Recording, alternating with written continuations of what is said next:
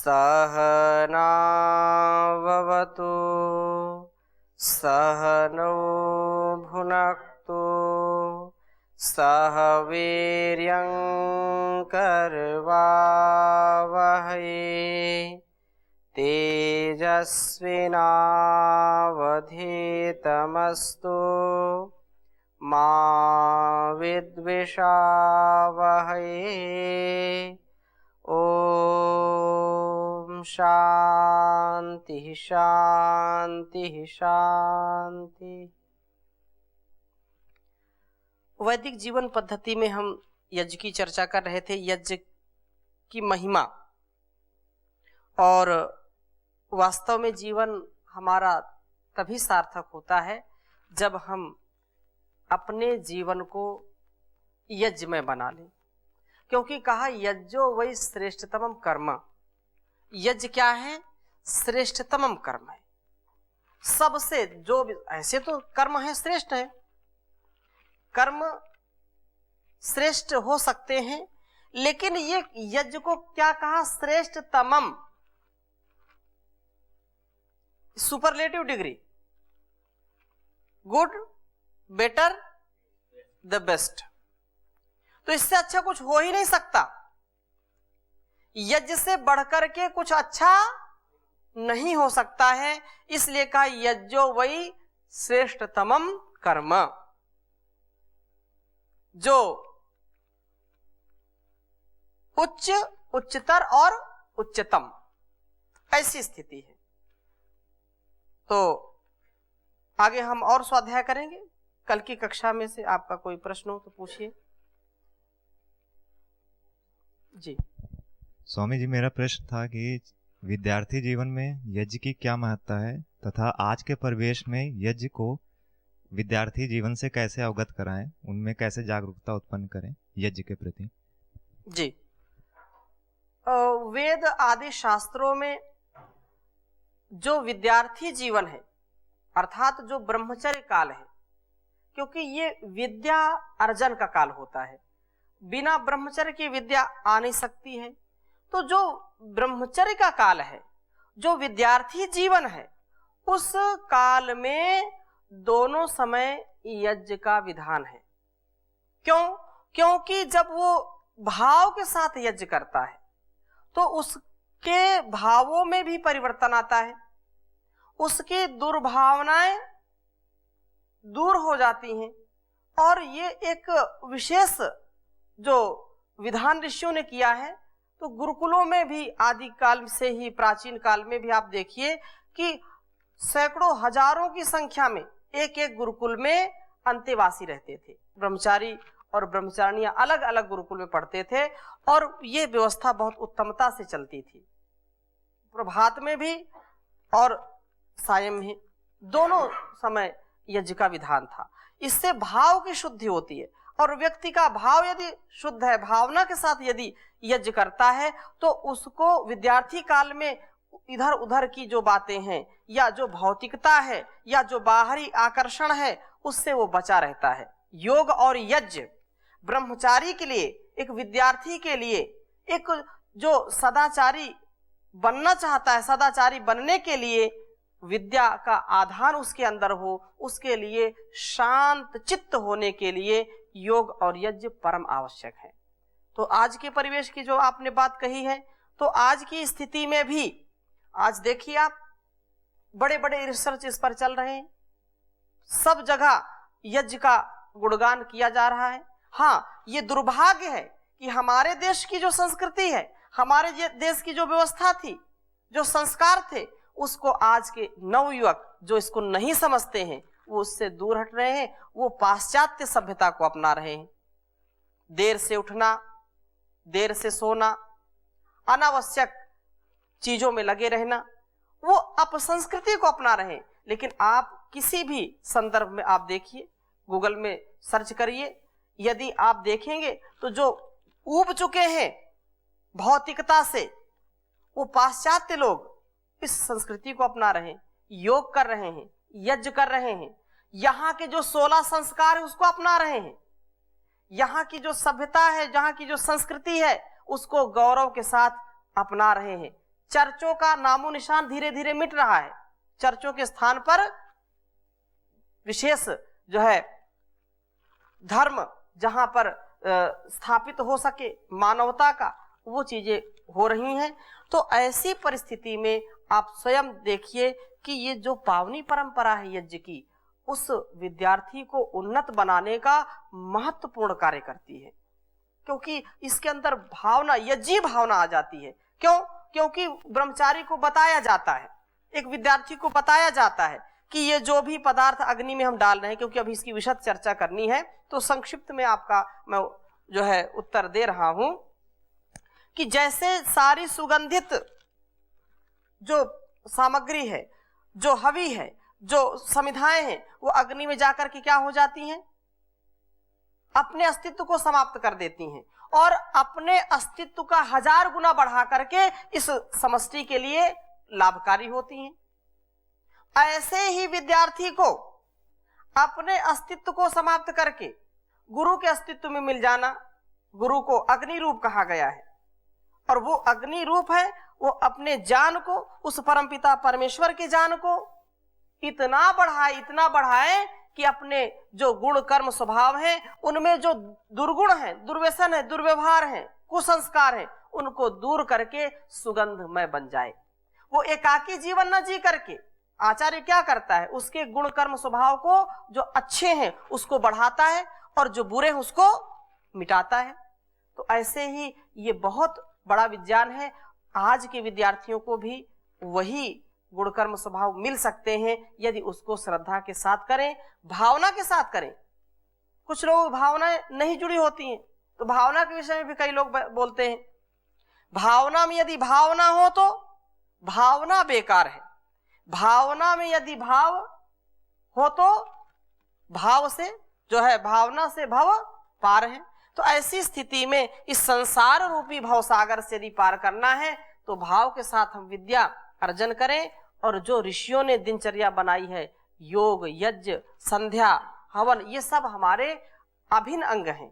तो इसमें विद्यार्थियों को बहुत सुख और शांति का अनुभव हो सकता है यदि वो श्रद्धा से करें। उनके पूरे विचार चेंज हो जाएंगे। जो दुर्विचार है, दुर्व्यवहार है, जो आक्रामक स्थिति है, जो तनाव की स्थिति है, जो विद्यार्थी काल में पढ़ने के, अध्ययन अध्यापन के काल में योग और यज्ञ करता है, वो कभी भी तनाव से, टेंशन से परेशान नहीं होता है।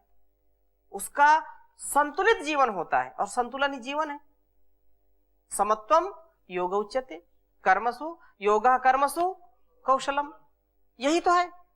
इसलिए ये बहुत उत्तम है जो आपने पूछा है। और किसी कोई प्रश्न?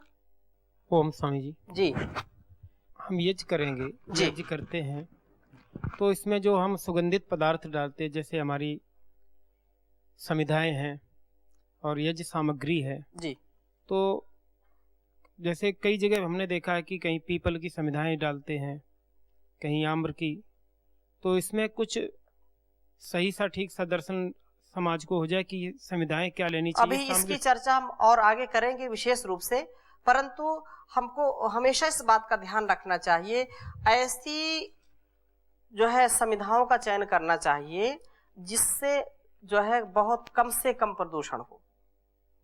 ऐसी समिधाओं का प्रयोग करना चाहिए जिनमें तैलीय पदार्थ ज्यादा होता है और वो जलने में सुगमता से जल जाती हैं, उनका प्रयोग करना चाहिए।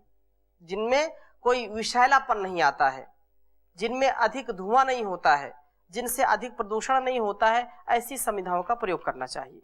और विशद चर्चा इस पर करेंगे आगे। अभी तो केवल हम एक भूमिका के रूप में ही समझ रहे हैं इस चीज को।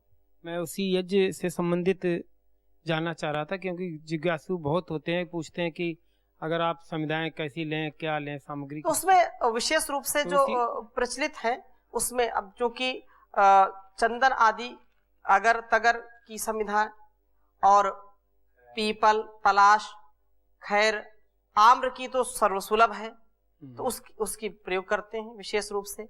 अब तो गोमय समिधा भी आ गई है, गोबर से गाय के गोबर की समिधा है, क्योंकि इतने मात्रा में जो है समिधाओं को नहीं काट सकते क्योंकि वृक्ष कम है। तो इसका प्रयोग कर सकते हैं। आम की जो है लकड़ी सर्वथा सुलभ है, तो आम्र की जो है संविधा प्रयोग करें, उत्तम है। उसके साथ साथ जो पीपल है, खैर है या पलाश है, इनकी भी संविधाओं का प्रयोग कर सकते हैं। हाँ, गूलर का भी कर सकते हैं। ठीक है समझिए जी, आगे चल रहे हैं। और जो यज्ञमय जीवन है, यज्ञ की महिमा के विषय में एक विशेष बात आई कि जो यज्ञ है, यज्ञो बभूव सा आ बभूव सा प्रजज्ञे सा उ प्रावृधे पुनः। ये अथर्ववेद का मंत्र है, इसको आप लिख लीजिए। ओम यज्ञो बभूव सा आ बभूव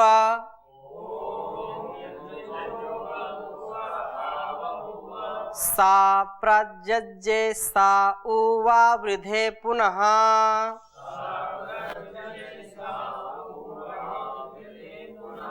सा देवानाम अधिपतिर्बभूव सो अस्मासु द्रविणमा दधातु। पुनश्च ओम यज्ञो बभूव सा आ बभूव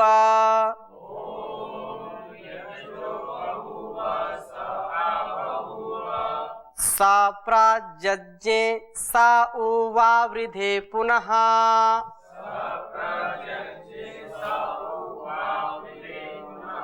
सा देवानाम अधिपतिर्बभूव सो अस्मासु द्रविणमा दधातु। ये अथर्ववेद का है।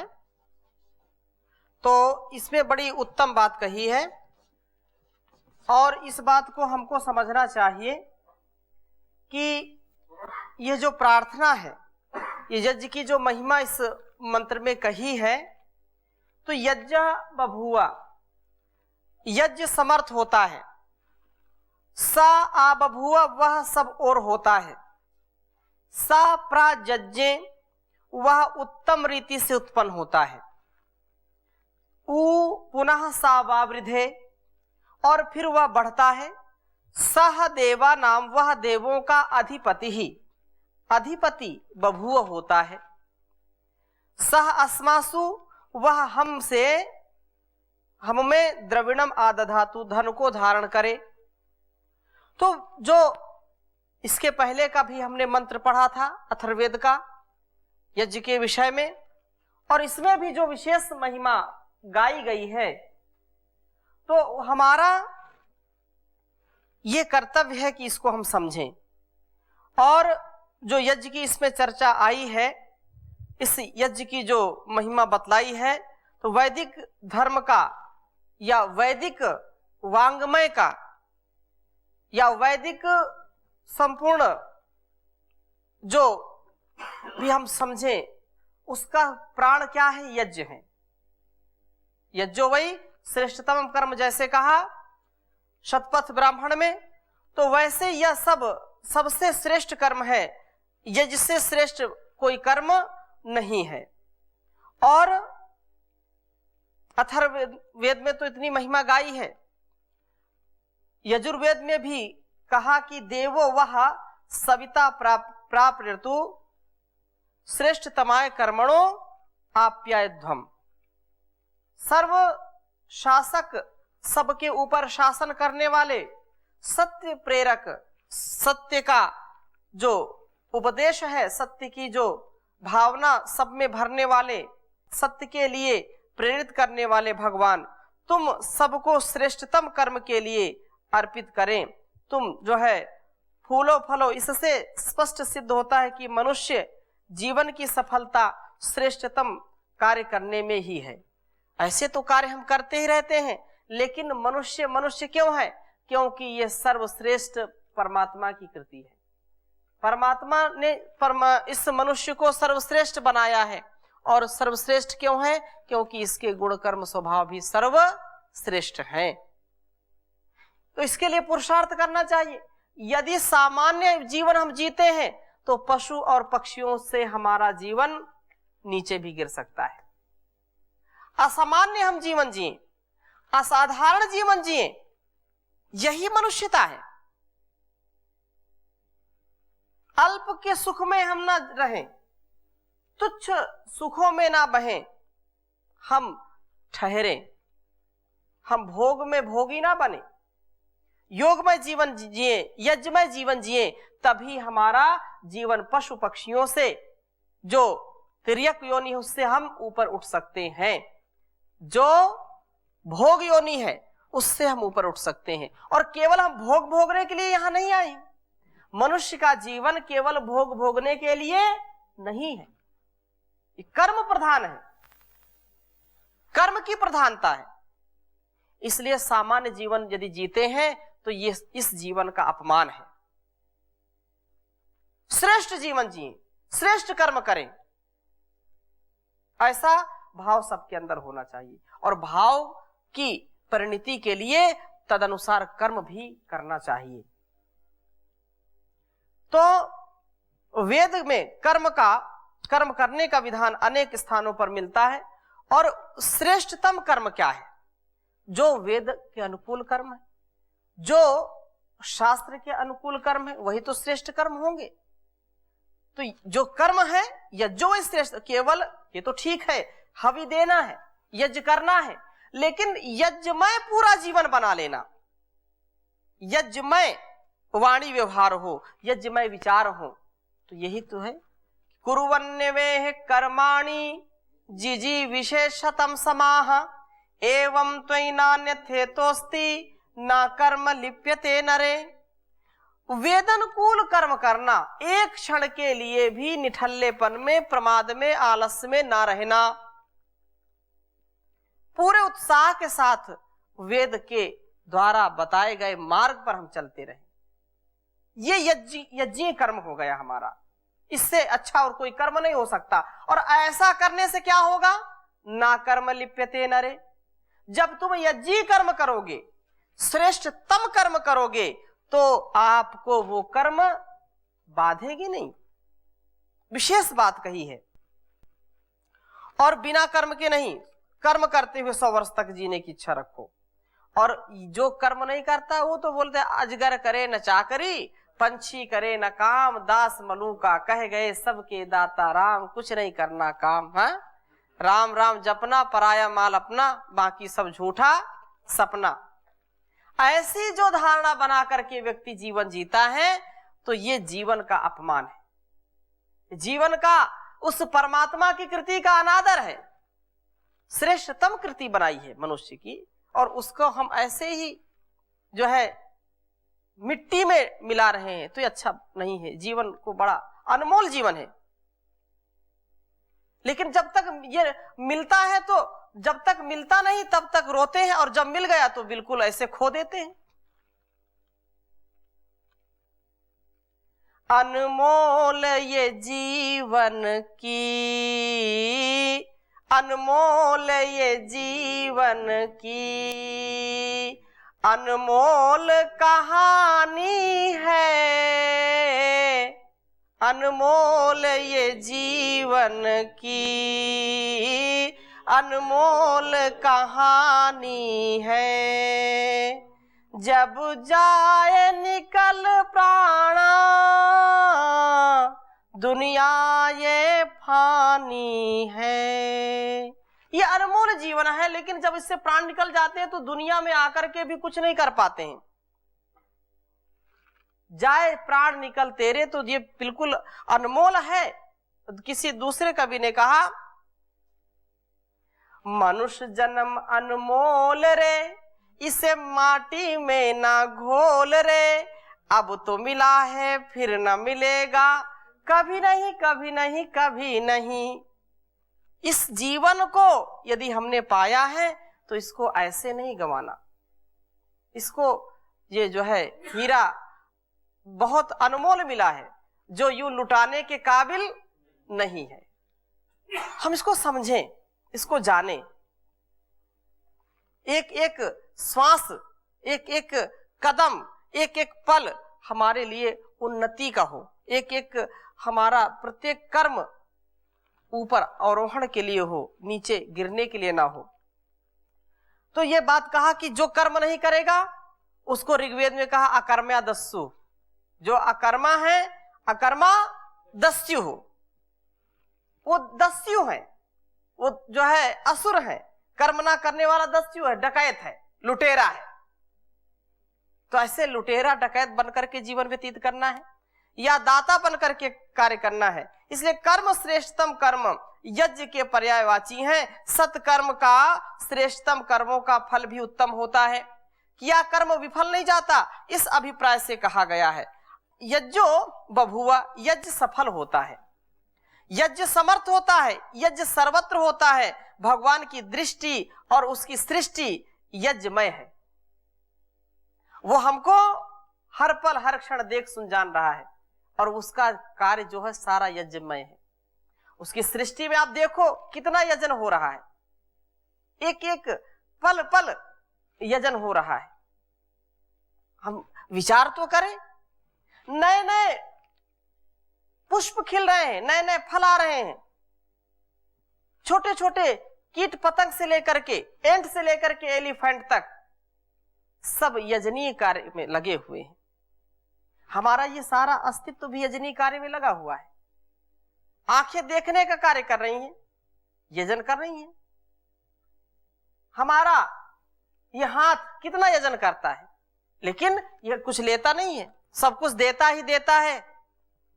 हाथ में कुछ लिया और किसी को दे दिया, हाथ में लिया मुंह को दे दिया, मुंह भी अपने अंदर नहीं रखता है कि रखता है, वो भी आगे दे दिया, आगे वाले ने भी अपने पास नहीं रखा, वो भी किसी को दे दिया।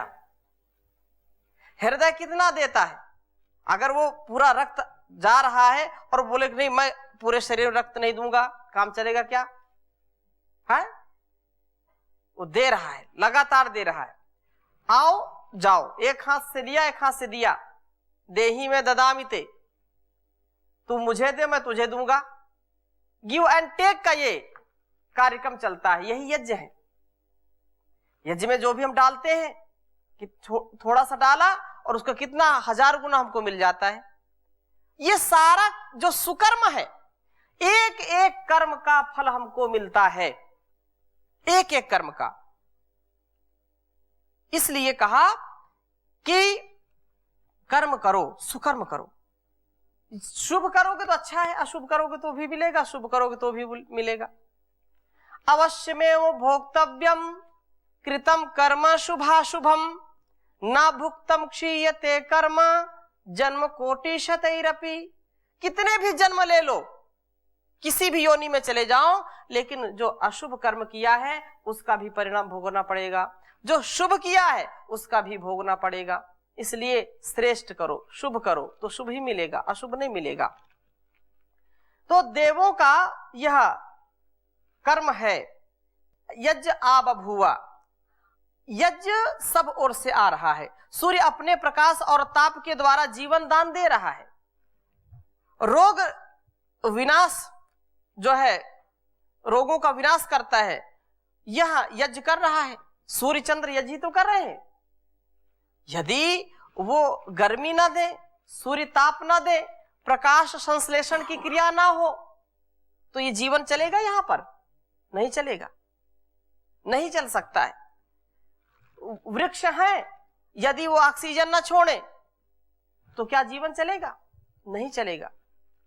अनेक प्रकार के जीव जंतु अपना सब कार्य कर रहे हैं। कोई विष को ले रहा है, खींच रहा है, कोई सफाई कर रहा है, सब अलग अलग ढंग से यज्ञ कार्य में लगे हुए हैं। इसलिए आग, हवा, पानी, ये सब पदार्थ अपने अपने ढंग से नैसर्गिक यज्ञ कर रहे हैं।